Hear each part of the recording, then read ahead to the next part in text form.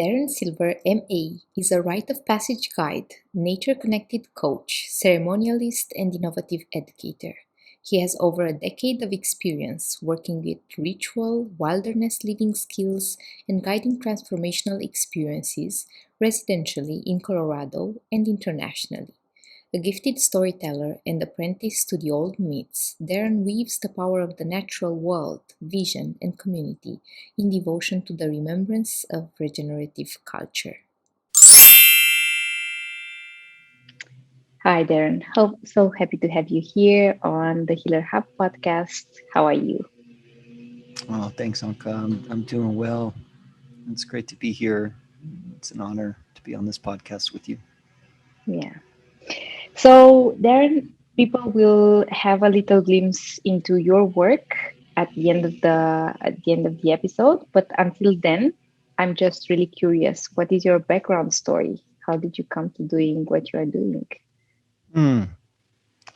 Yeah, my story really it begins certainly when I was a teenager, and my call to nature and to wild places.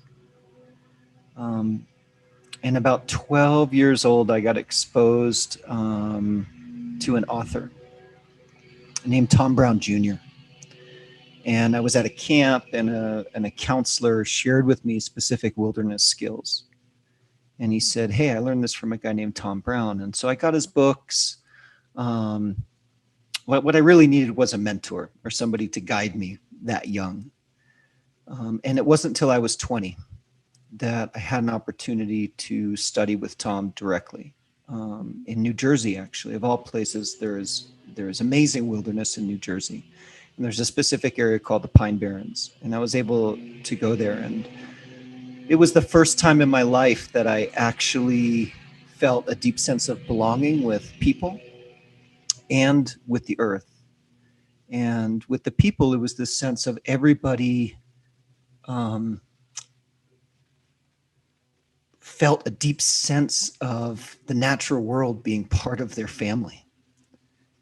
And then in the wilderness skills, we were given tools to be in communication, in dialogue with the natural world. And at the end of that course, Tom gave a very powerful lecture on vision and personal vision. That word can be interchanged with one's gift or one's genius. And he basically said, "Hey, you all came into the world with a particular vision, and are you living it? And are you willing to give up your dreams to follow a vision?" And that was 17 years ago. And that sent me on a path of really, what is my vision? What did I come here to do? And that led me to work with youth in the wilderness. It led me to the fields of wilderness therapy. It led me to guiding vision quests or wilderness quests, which is primarily what I'm doing now. It led me into cowrie shell divination, which is what I do now. But I always had this love of the natural world. I always had this sense of, um, like a deep sense of kinship. And that's a big part of me. Another big part of me is culture. And growing up in a multicultural family, a mom from the Middle East, there was the sense of home was greater than the confines of my school or my state or my country. There was a sense of home, and that led me to guide trips around the world, places like India and Africa and Guatemala with young adults. Yeah. Mm. So yeah, deep cultural background in the family, and then a strong uh, leaning towards wanting to spend time in the natural world. Mm. That's really Yeah. beautiful. The fact that you were exposed to your path so young when you were 20, and then you had the time to actually groom and grow and nurture this calling. Hmm. Yeah. Yeah, those first years, the first 5 years was a lot of healing took place for me, and of course it's a daily practice. It continues today, but there was just huge amounts of healing that took place in those first years. finding my voice, getting into right relationship with my body, in getting into nutrition and health, and somatic practices, whether it was dance or yoga. Um, that was a it was an incredible time. And then after about 5 years, they say like, then I was given a mirror to look at myself in a whole new way, and another layer of work um, emerged. Yeah, yeah, Yeah, so it seems that it's just getting deeper and deeper. And yeah, there is probably no end to this self-inquiry and self-discovery journey. yeah. There is no end, and there's always a layer when um, we hit a wall in our own personal transformation if we don't begin to give our gift away. Mm-hmm. And that's another layer of healing that occurs. I mean, we can get stuck in our self growth for our whole lifetime. And until we cross that threshold of realizing that our gift or our vision or our genius is meant to be given, then we actually limit ourselves tremendously. So there's a point when we're asked, how much are we willing to make this greater than ourselves? There is a time that's all about our personal healing, but then that next threshold is it's time to give away, to do your giveaway. Yeah. Yeah. So what comes through is that you're present for giving away and being of service, with the fact that you still had your own self-healing journey to go through.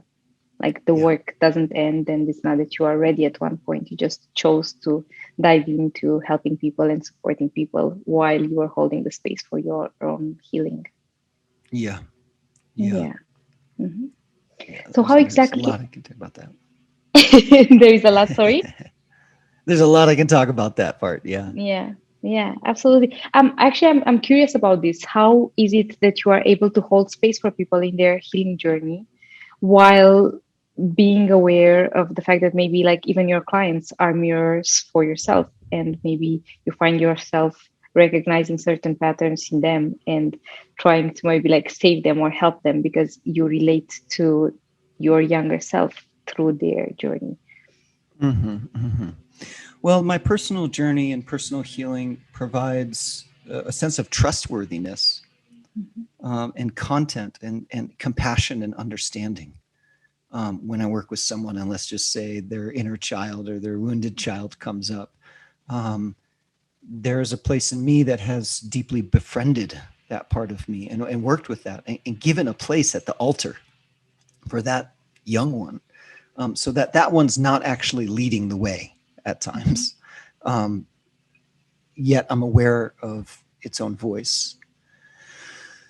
Um, so it provides a lot of trustworthiness, I think, um, that I have that place too, and I'm transparent about that.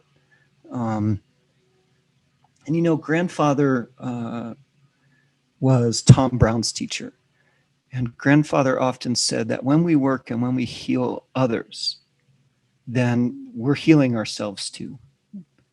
Um, Less than people being a reflection of me, what I'm most interested in is how nature is a reflection of us.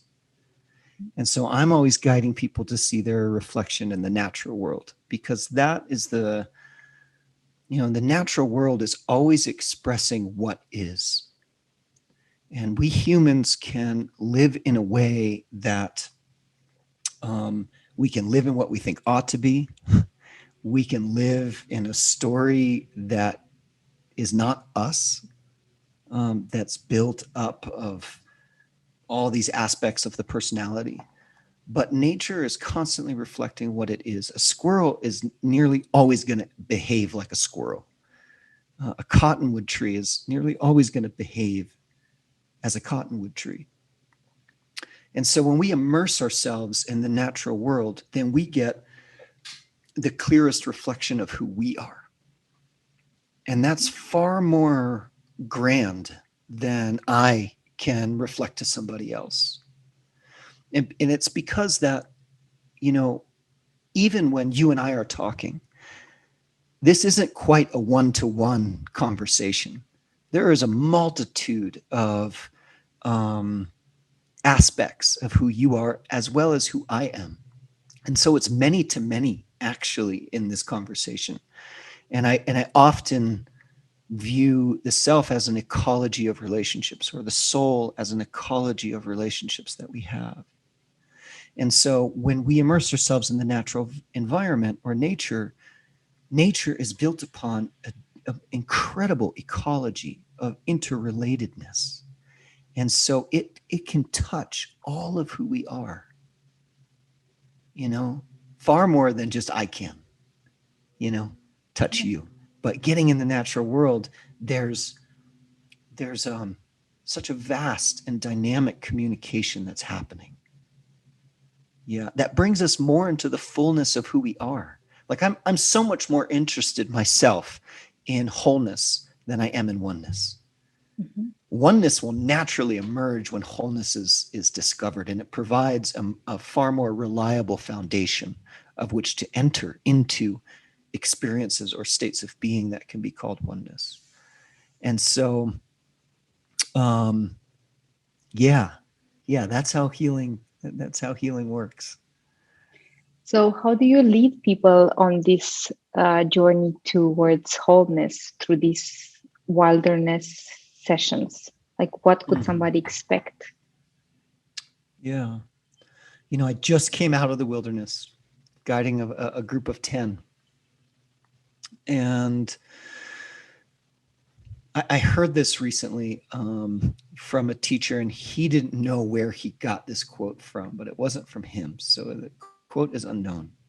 And it goes something like, we have two lives. We have two lives. And the second one begins when we realize we only have one. We have two lives, and the second one begins when we realize we only have one.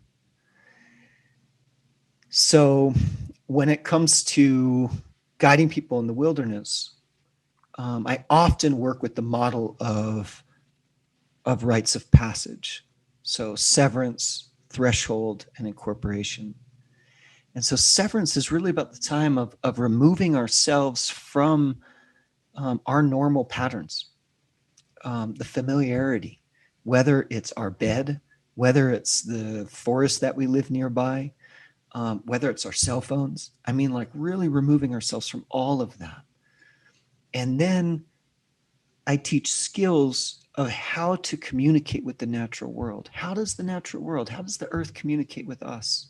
How do we have that sense of dialogue? How do we reinvigorate this wiring in our being that we've relied upon for thousands and thousands of years? This wiring of having deep nature connection. So it's naturally there. It's not like it's gone. It's just dehydrated. And so those first few days are really about hydrating that again. And then we go into the threshold period where I invite people into what can be called a mini death. Um, the Irish quote of a long life is marked by a death in the middle. And so bring people across that threshold to spend some days solo, alone, and fasting from food, so they have water, and limited possessions, just simple items to keep one protected from the elements. Not even a tent. And they go out there, and then they experience that death and rebirth. And all of a sudden, their rebirth is no longer one is no longer marooned to the rebirth that only includes themselves. All of a sudden, the ponderosa pine is part of their rebirth. Um, well, it's no longer, parents and stuff aren't there. It's greater into the natural world. So the robin is part of that rebirth. The black bear is part of that rebirth, which on this trip, a black bear visited a couple people when they were out, and visited me, but I was at base camp. Or a moose visited a couple people. All of a sudden, the stories and the frequencies and the patterns of the wild become part of our rebirth. And our vision then is rooted in a purpose greater than ourselves. And so therefore the vision, when it comes to fruition, when it bears fruit, it feeds more than ourselves. So once one is complete with that threshold experience, then they return. They come back to base camp. Yeah. Once one finishes with that threshold experience, they come back to base camp with everybody that has had that experience. We're still in the wilderness, and begin to share our stories. What happened for you out there? And how are you going to take this home?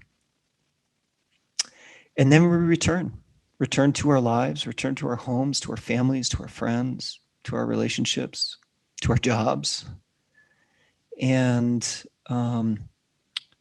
begin to integrate what it is that we learned. Yeah.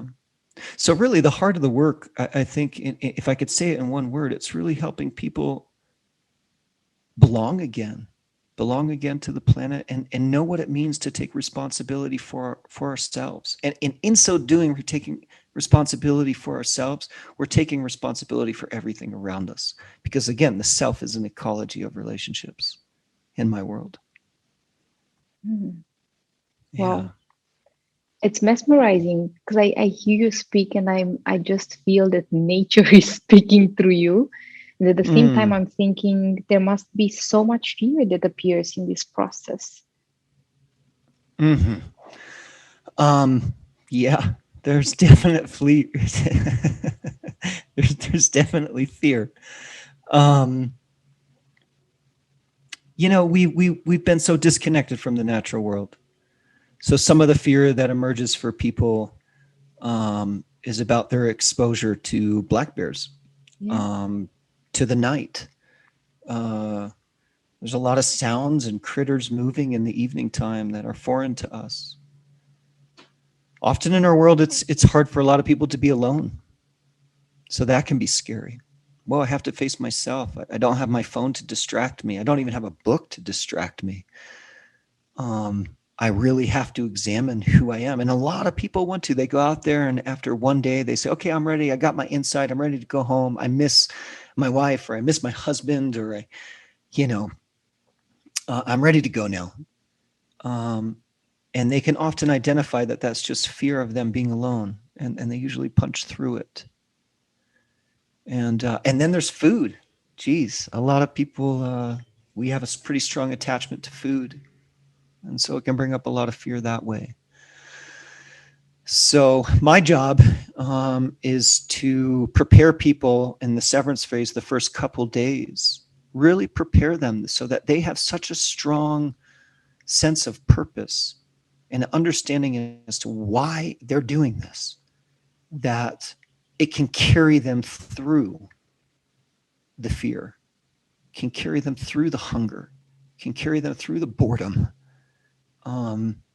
That their sense of why they're doing it is much stronger. So, fear is important.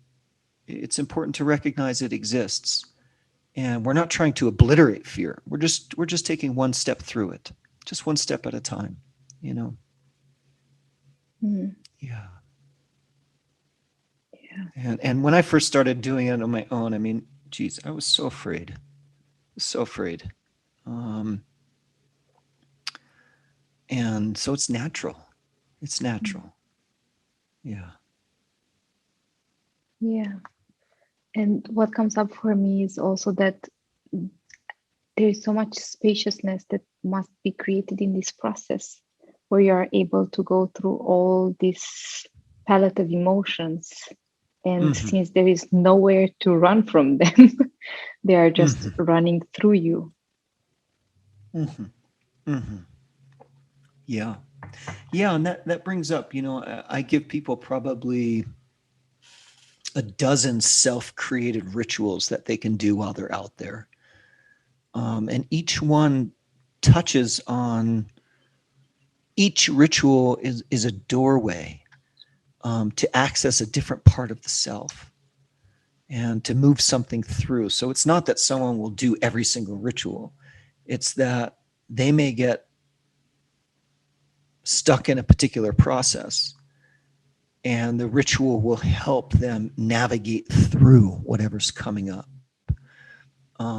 So there's a wide variety of experiences. I mean, some people go out there and they're making some type of nature art. I mean, the most beautiful, beautiful things emerge. People coming decorating bones with grasses and flowers, or people making, wanting to symbolize their longing for home and making uh, nests that look like bird nests. People making big staffs that carved into it is their life story. People staying up all night with a fire through the night, laying down their burdens to the fire and allowing it to really transform. So there's a wide variety of possibility that can occur out there, and just about as many people that do it. Yeah. On this recent experience, there was a man that knew he had to stay up all night without a light, without a fire, and it was new moon, so it was really, really dark. To confront his own darkness and no longer be limited by his fear of his own darkness, or reject it, or disown those parts of himself that aren't so pretty. And he sat there through the night, facing one thing after another, till when that sun came up, he himself had been illuminated from the inside, on all of his light, on all of his shadow, on all of his beauty, on all of his grace, on all of his mistakes, so he could walk again with that sense of wholeness, but a sense of no longer being driven by the shame of what he can't face. Yeah. But the courage of what he has, So, I mean, he prepared a magnificent feast.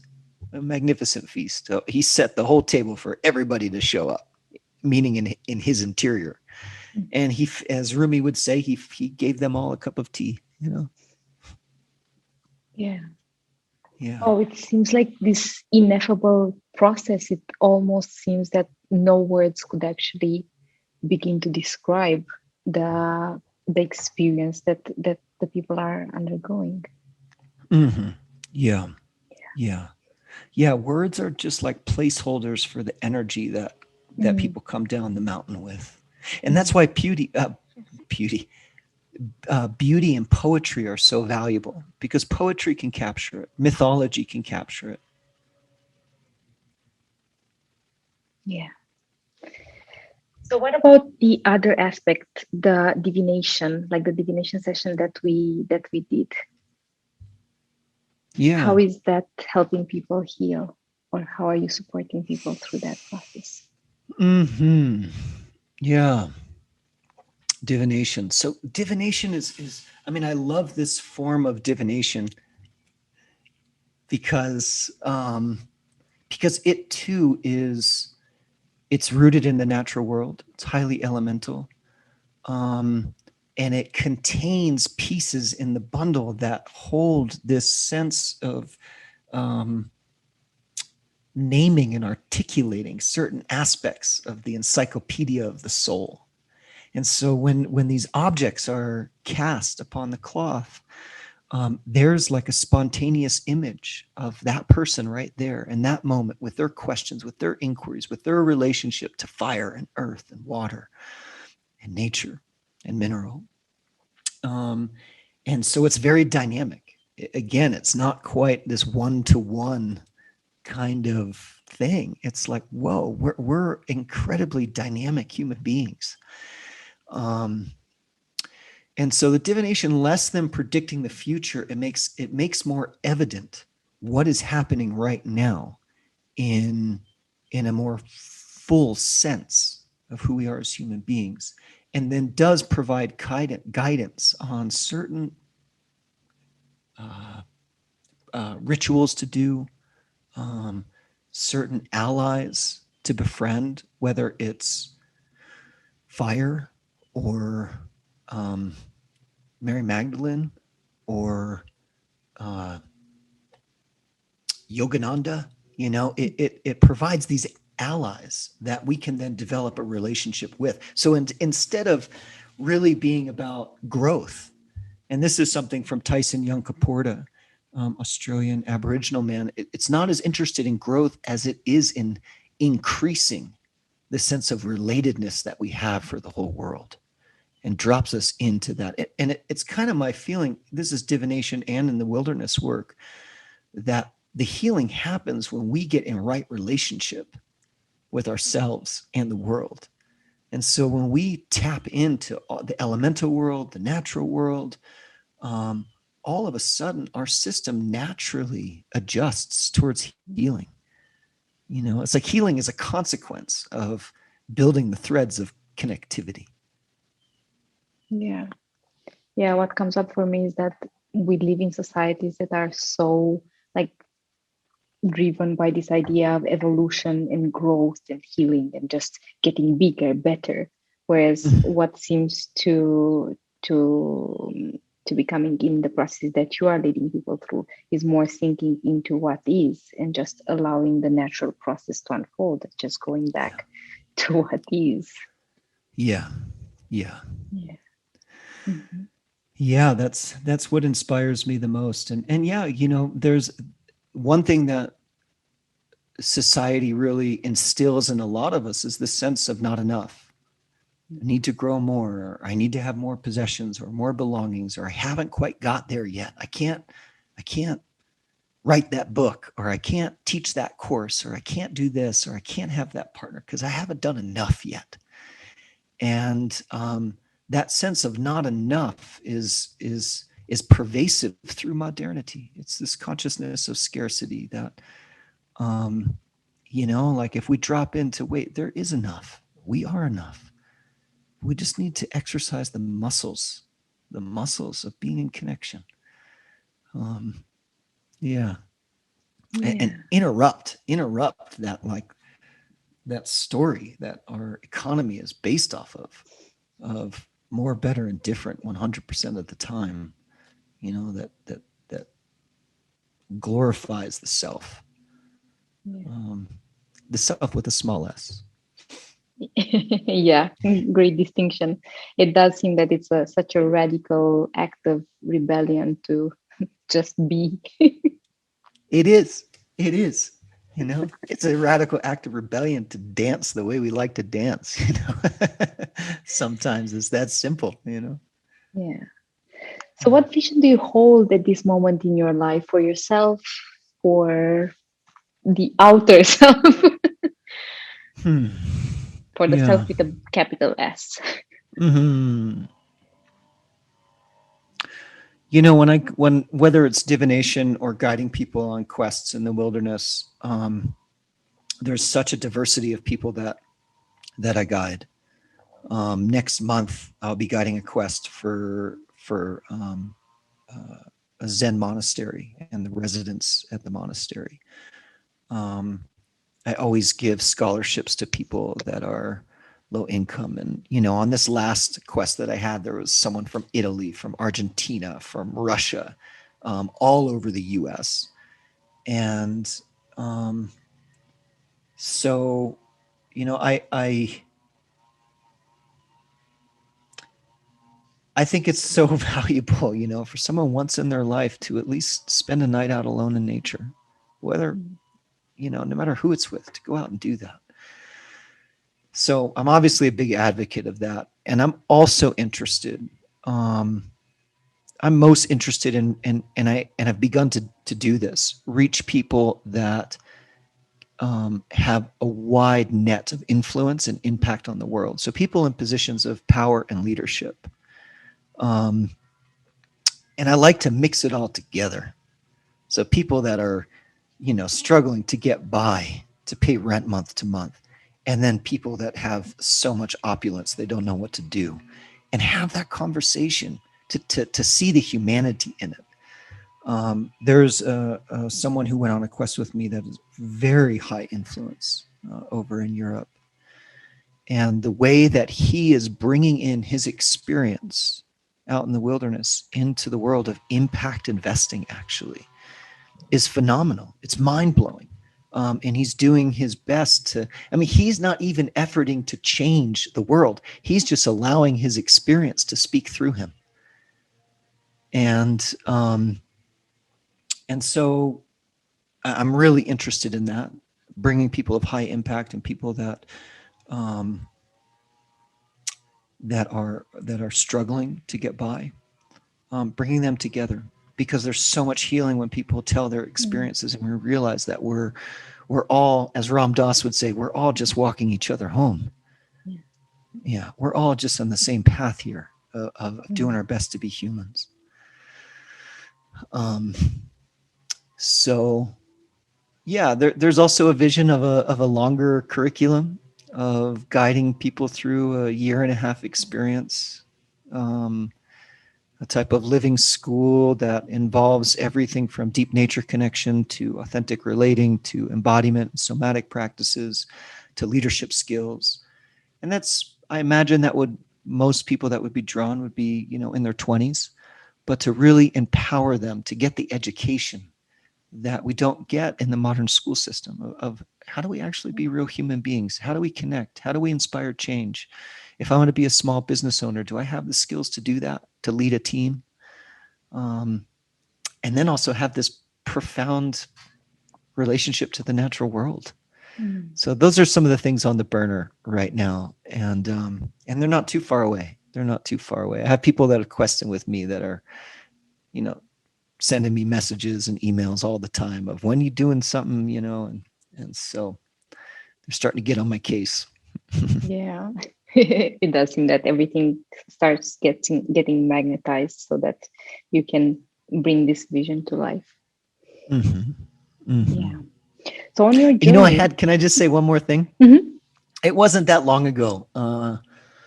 I was guiding years ago, but it was in the years.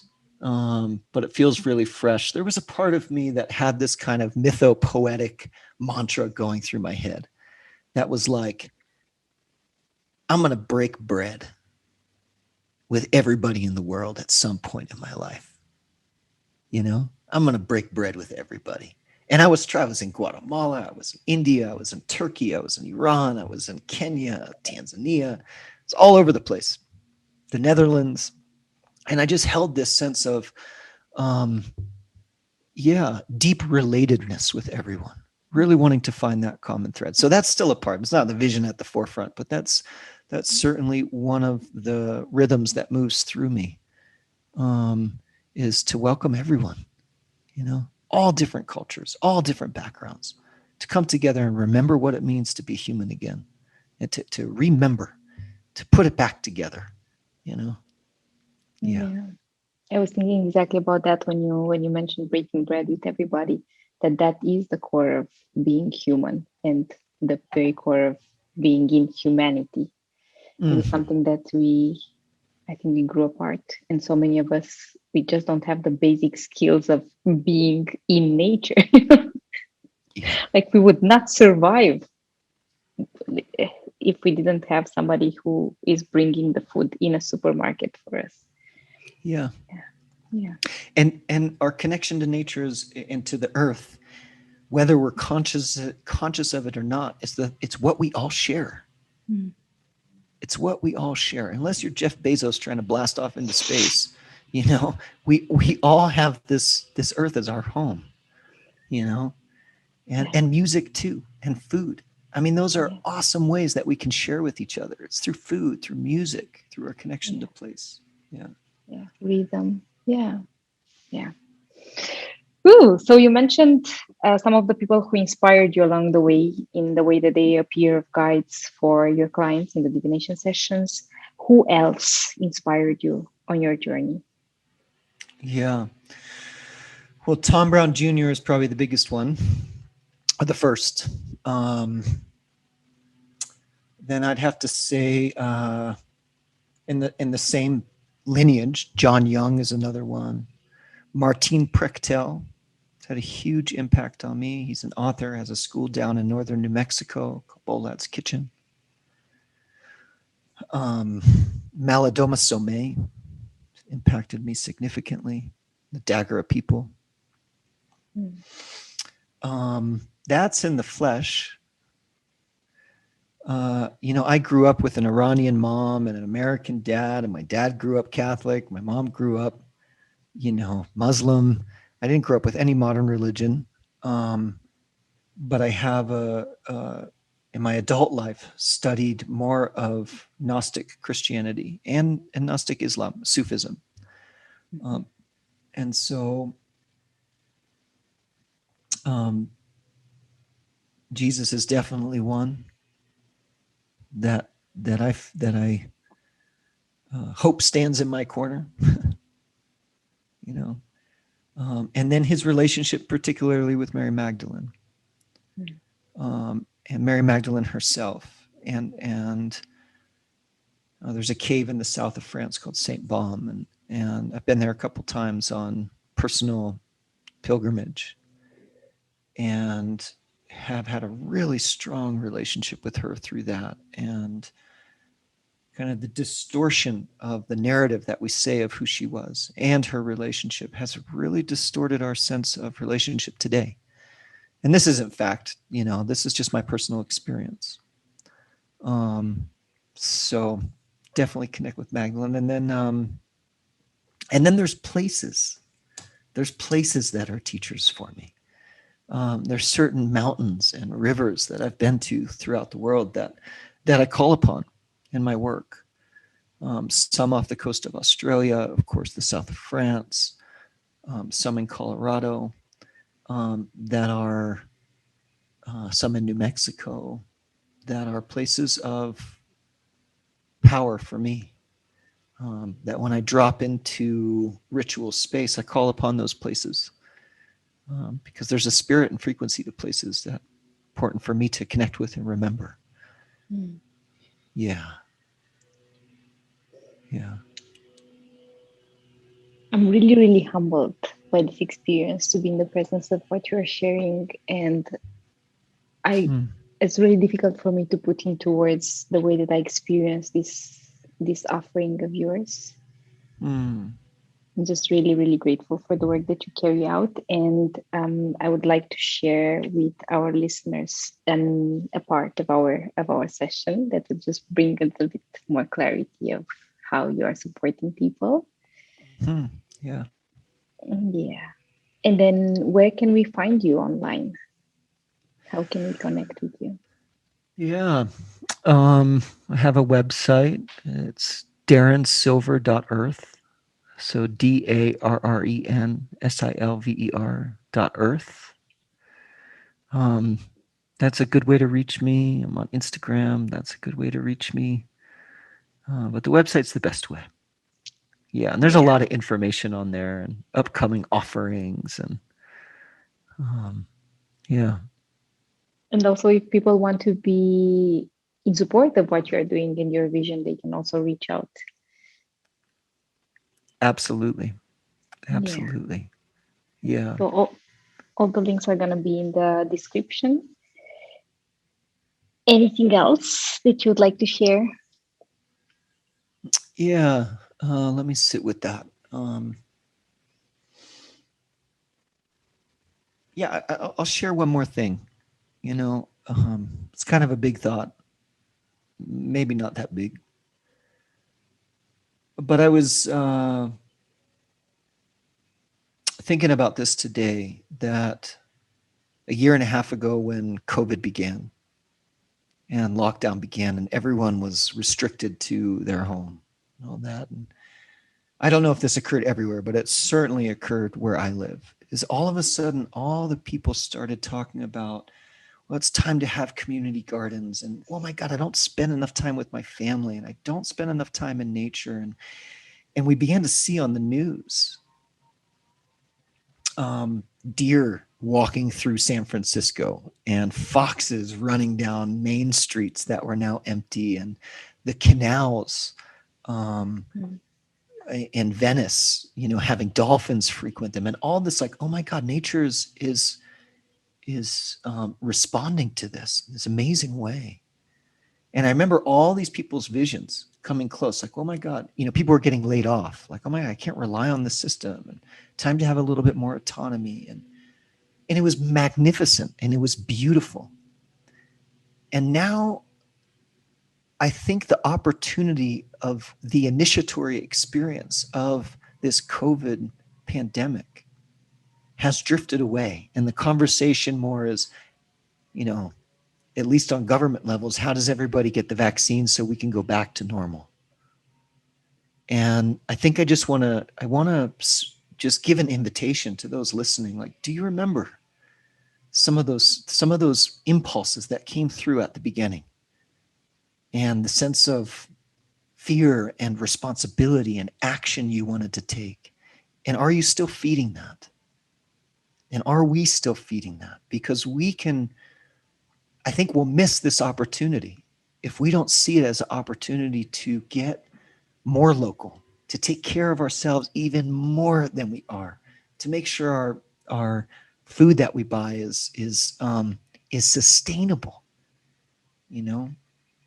Just want to put that out there. Like, let's not forget what the beginning of this brought to us and to the world, and try to get back to normal with this whole distraction of the vaccine. For or not, doesn't matter. But that's the dominant conversation. How do we get back? How do we get back to that sense of vision that may have peeked its head out to us? Yeah. Yeah. Thank you for sharing this. It's a really beautiful closing the circle with what we started with, which was the way that media and the narrative that is built in our societies around the self and the individual, whereas there was a glimpse that we had of going back to the expansive world that we could have created, and now it seems that it's shrinking back again. Yeah. Thank you so much, Darren. So happy to have had you here. Oh, it's such a delight, such a treat to talk with you. Yeah. So I would really like to invite you to take part in a snippet of my divination session with Darren. It was an important and profound, really, really powerful experience. And I do encourage you to try it for yourself. It brought so much clarity, so much healing to my soul, this divination session, and I'm forever grateful and really, really blessed to be able to share this with you.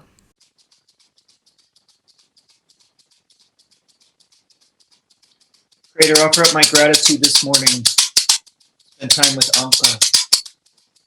Divination space. We give thanks for her genius, for her brilliance, for her medicine, for her gift, for everything that has brought her here to this divination.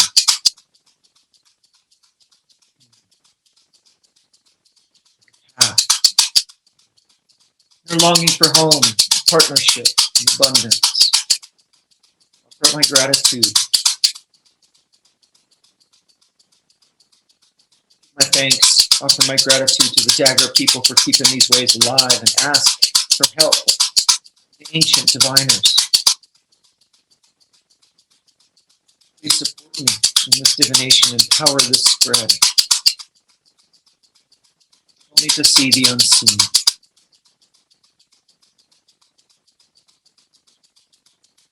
Thanks to the elemental worlds of fire,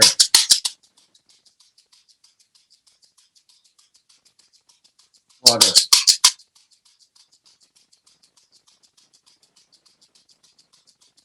earth, mineral, nature, for activating this divination. Call upon my lower world guides and upper world teachers and my ancestors, the bright and shining ones, the ones that lived well and died well, to come and support me in this divination today. Grandfathers and grandmothers. Please assist me. I call upon Anca, lower world guides, upper world teachers, her ancestors, the bright and shining ones, the ones that lived well and died well, and so graciously support her. Please join us in this divination today. Thanks to this bundle, all the messages and stories and ways. May this divination be guiding, insightful, empowering. May it bring clarity.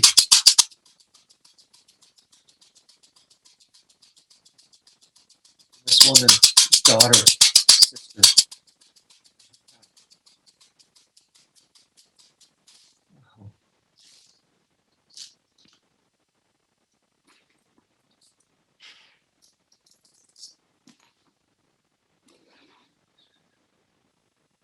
All right, so I'm going to place my left hand on the bundle.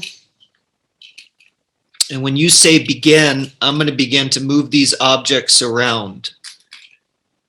You're going to tell me when to begin and when to end. Okay. Typically, I go around about 3 times. And I'm ready when you are. Begin.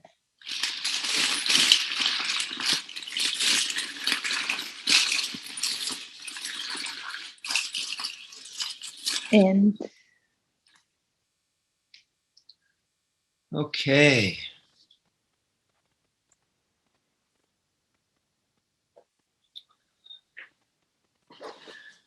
Where the divination begins is with this figurine right here. This figurine represents you in the divination. And right now you're in mineral. So I'd say it's a time of a lot of information coming to you. Like, it's really important to allow yourself to be a conduit of information, both you expressing information and you receiving information. So in relationship to your questions, primarily about relationship and about work and abundance, it's like it's a really important time to allow the information you receive from life, that you feel in your intuition, to bring about the necessary transformation that you're seeking. So my sense is that in your intuitive self, the way that you receive insight is really active. And if it's not, it's important to really activate that sense of listening. I'm saying that because here's the transformation stone right here, and it's up. Not only that, but it's dance partner and the other transformation stone. These are all in mineral. There's a lot happening in mineral right now, which is really all about communication. So if you see this key right here, typically what's on this side of the key is the energy that's required to unlock something. What on this side of the key is what becomes unlocked. So right at the head of this key is this transformation stone right here. And see how that white squiggly line is facing up. It indicates that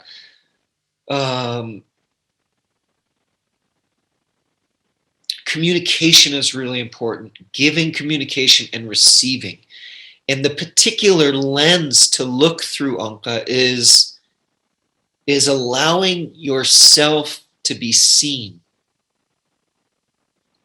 allowing your wisdom to be seen by others, your true wisdom, your true heart, not just information, not just knowledge, but like a very genuine, wholesome, earthy type of vulnerability, of allowing yourself to be seen,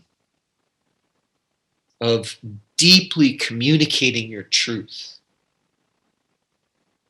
That is the energy that will require this key here to turn. And then when that unturns,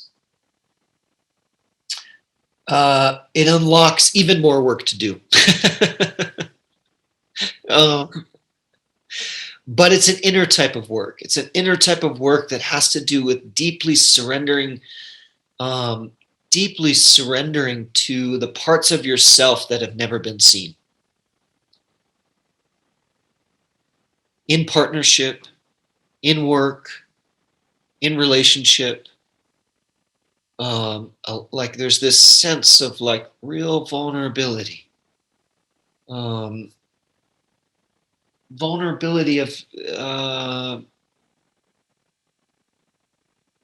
what I'm compelled to ask you, especially what's happening here, is like, what inspired you to leave Romania?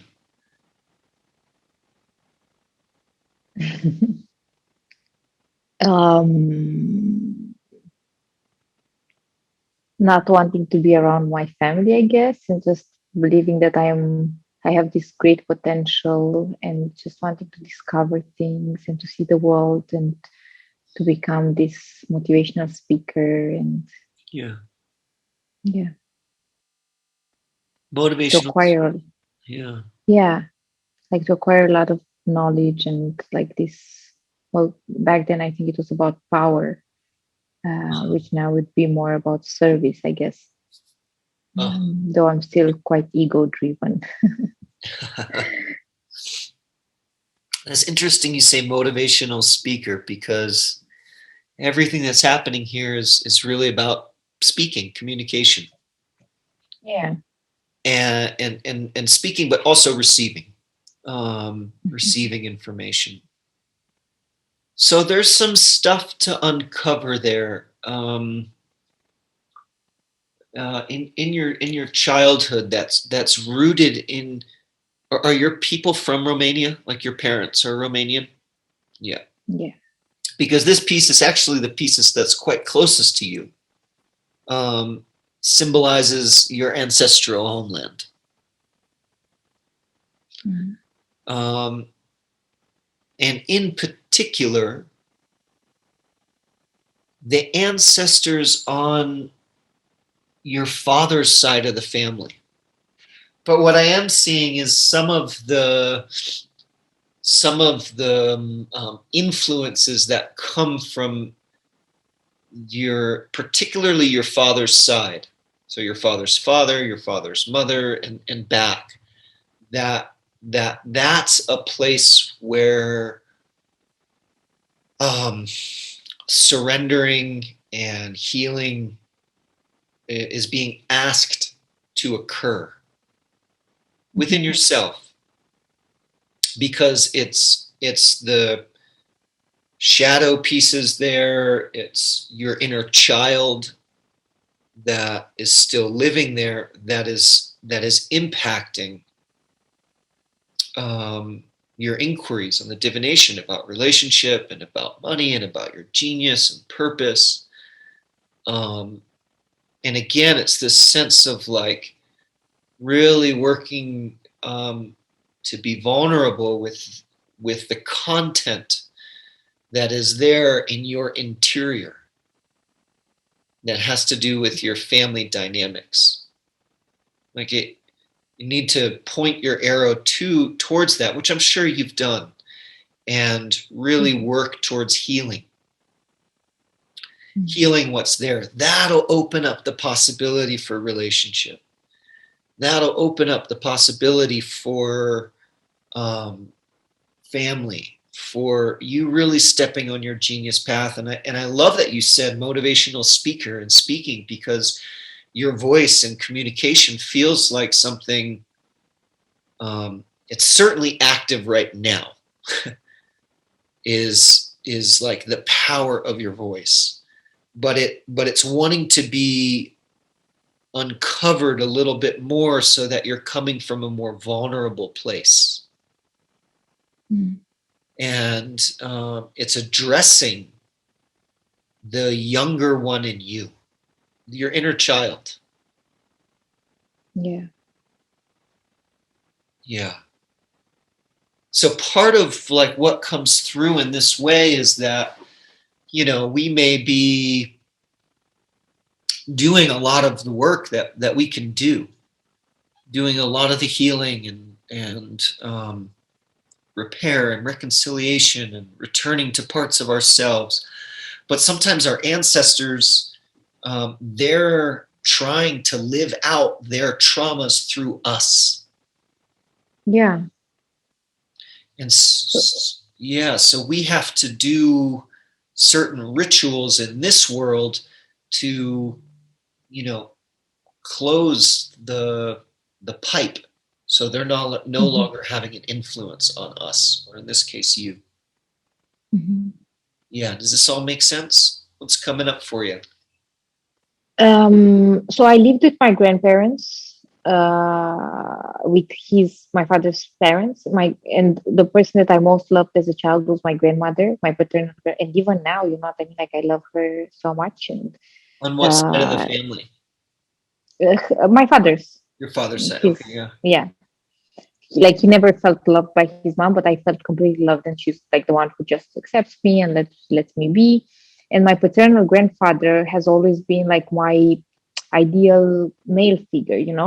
But I don't know, like I probably a lot of like I remember that they were at stock because I was the first granddaughter and I was a girl, and communist Orthodox Romania. They probably he would have liked to have a boy, and I don't know if it was true or not. But this is kind of what was sedimented in my soul, and I did work, but probably there is still work to do. Well, there will be. I'm beginning to see where a lot of the emphasis is coming in this divination in it, and this is less of this process of divination is less of therapy and more of spiritual guidance. And so there will be rituals to do that have to do with your ancestors that may not come from a more literal or practical even tasks, but some of the context is inner child and shadow and ancestral wounds that are playing out. There is a piece of even prior to the known history of your ancestors, political, all that stuff. Even prior to that, there are ancestors that were good and true and healthy and well. And they have communication for you as well. The ones that were, the word that's coming up is ones, or the phrase, ones that had a reciprocal relationship with nature and with the earth and with place. Ancestors that reach back that far, that a sense of village and a sense of community and a sense of wholeness, these things that you're speaking about, like I really want community, I want place, and I want these things. Beyond these troubled ancestors, there's ancestors that had that are really wanting to communicate to you, that are communicating to you. It may be where you feel that desire and longing. Yeah, and I'm seeing that over here. This is another indication of ancestors, and they're right next to the communication stone and right next to this piece of wood, which is like your sense of belonging and indigenous soul. Yeah.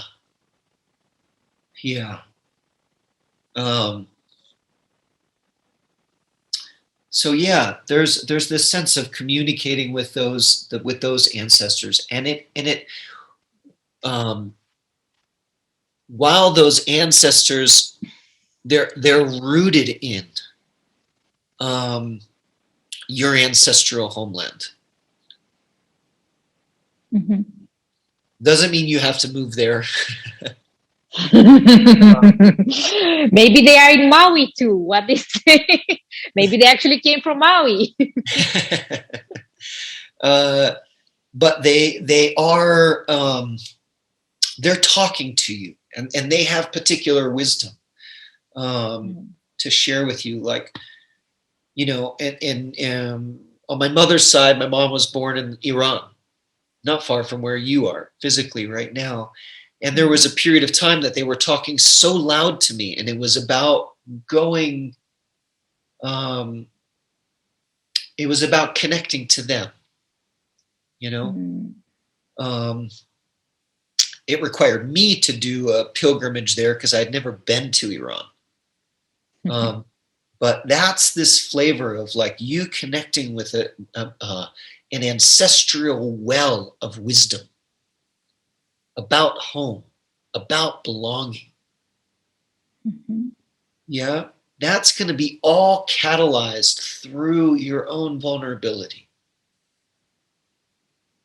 Yeah, like really dropping into a place of like deep vulnerability, deep sensitivity.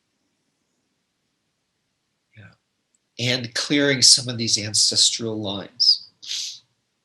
I can see that forgiveness, to some degree, you have to carry a sense of like deep compassion and forgiveness to the ancestors that you know, your father's side. Like actually really holding yourself in a feeling sense, not just intellectually, but a feeling sense of real forgiveness for them, for their wrongs, for their mistakes, for their misdoings. Yeah.